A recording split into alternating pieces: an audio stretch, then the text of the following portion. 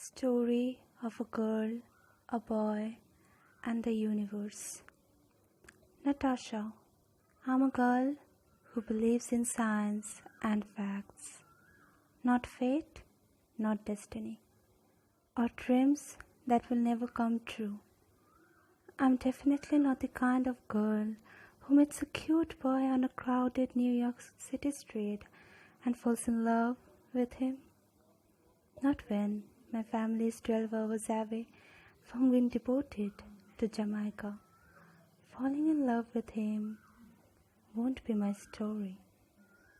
Daniel, I've always been the good son, the good student, living up to my parents' high expectations, never the poet or the dreamer. But when I see her, I forget about all that.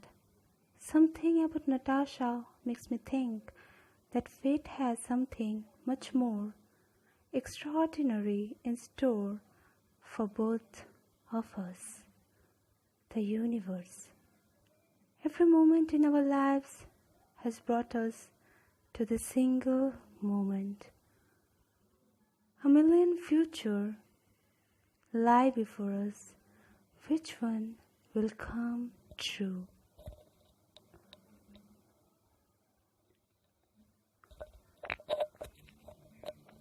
So now I will be starting to read this book, and I will be reading the first few pages as I have told you, because each chapter is like only 1 or 1.5 page, which is pretty small. So I will read as far as I think would be a nice thing to do. And yes, so let's start.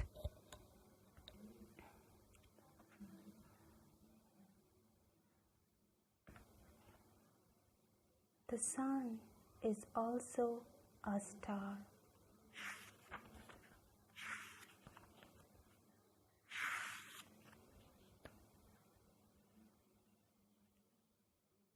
It does no harm to the romance of the sunset to know a little about it. Pale blue dot, Carl Sagan. Prologue.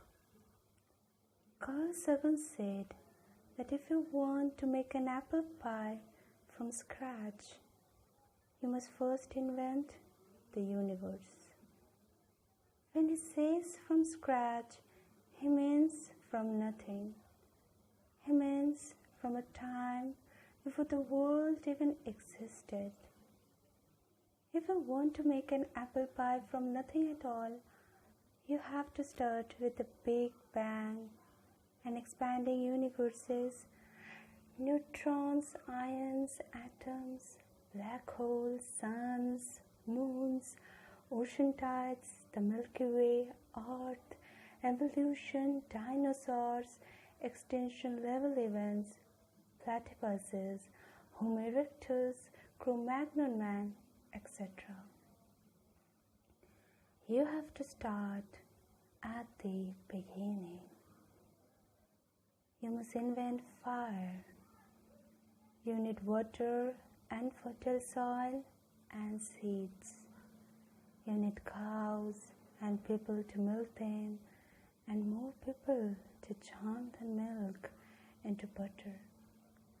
You need wheat and sugarcane and apple trees. You need chemistry and biology. For a really good apple pie, you need the arts. For an apple pie that can last for generations, you need the printing press and the Industrial Revolution, and maybe even a poem. To make a thing as simple as an apple pie, you have to create the whole wide world.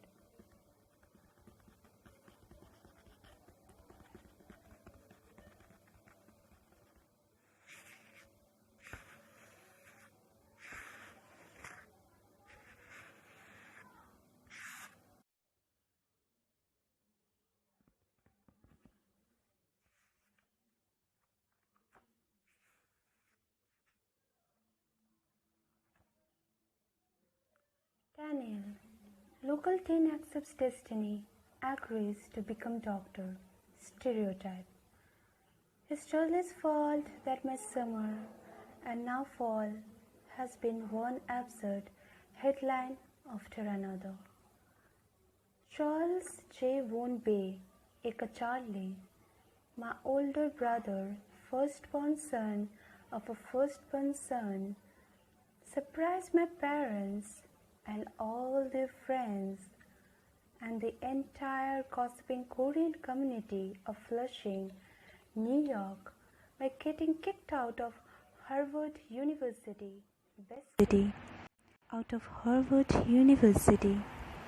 best school, my mother said, when his acceptance letter arrived. Now he's been kicked out of best school, and all summer my mom frowns and doesn't quite believe and doesn't quite understand. Why your grades so bad? They kick you out? Why they kick you out? Why not make you stay and study more? My dad says, not kick out, require to withdraw. Not the same as kick out. Charlie grumbles. It's just temporary, only for 2 semesters.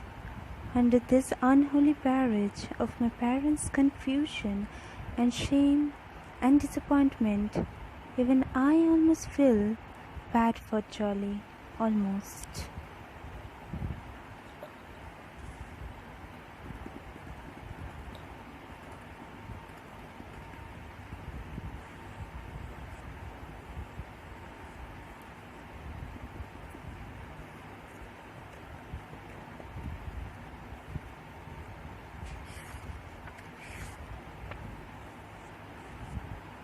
Natasha, my mom says it's time for me to give up now, and that what I'm doing is futile. She's upset, so her accent is thicker than usual, and every statement is a question. Think it's time for you to give up now, Tasha? Think that what you're doing is futile? She draws out the first syllable of futile for a second too long. My dad doesn't say anything. He's mute with anger or impotence. I'm never sure which. His frown is so deep and so complete that it's hard to imagine his face with another expression. If this were even just a few months ago, I would be sad to see him like this, and now I don't really care. He's the reason we're all in this mess. Peter, my 9-year-old brother, is the only one of us happy with this turn of events. Right now, he's packing his suitcase and playing No Woman, No Cry by Bob Marley. Old school packing music, he called it. Despite the fact that he was born here in America, Peter says he wants to live in Jamaica. He has always been pretty shy and has a hard time making friends. I think he imagines that Jamaica will be a paradise and that somehow things will be better for him there.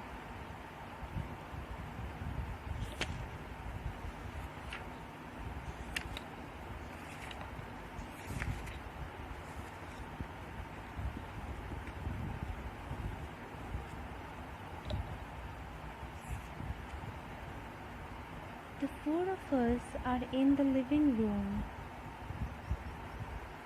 of our 1-bedroom apartment.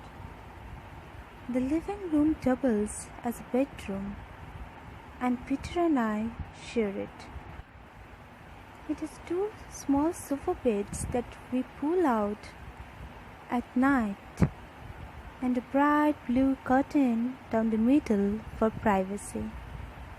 Right now, The curtain is pulled aside so you can see both our halves at once.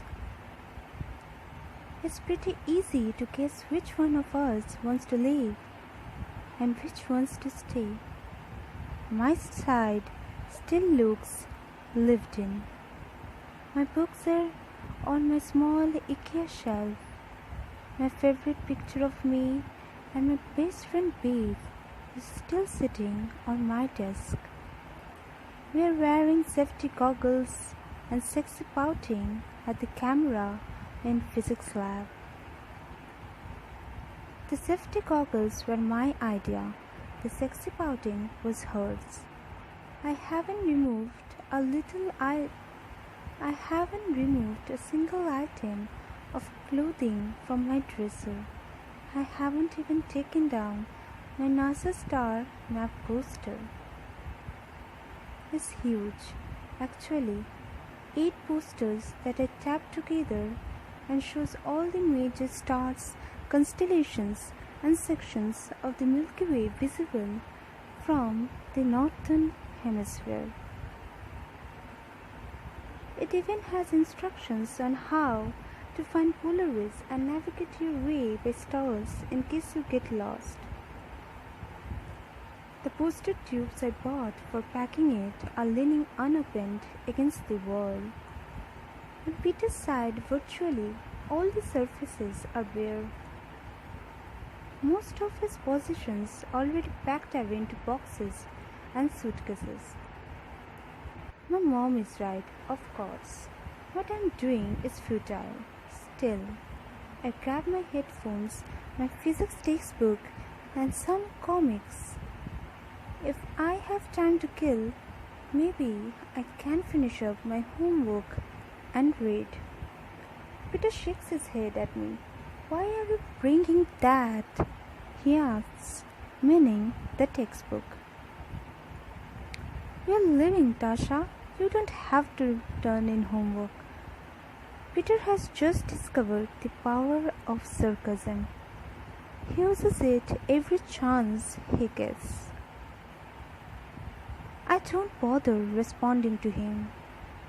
Just put my headphones on and head for the door. Back soon, I say to my mom.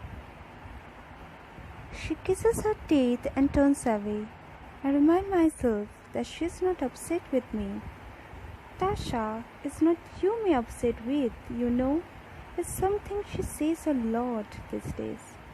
I'm going to the United States Citizenship and Immigration Services, USCIS, building in downtown Manhattan to see if someone there can help me. We are undocumented immigrants and we are being deported tonight. Today is my last chance to try to convince someone or fate to help me find a way to stay in America. To be clear, I don't believe in fate, but I am desperate.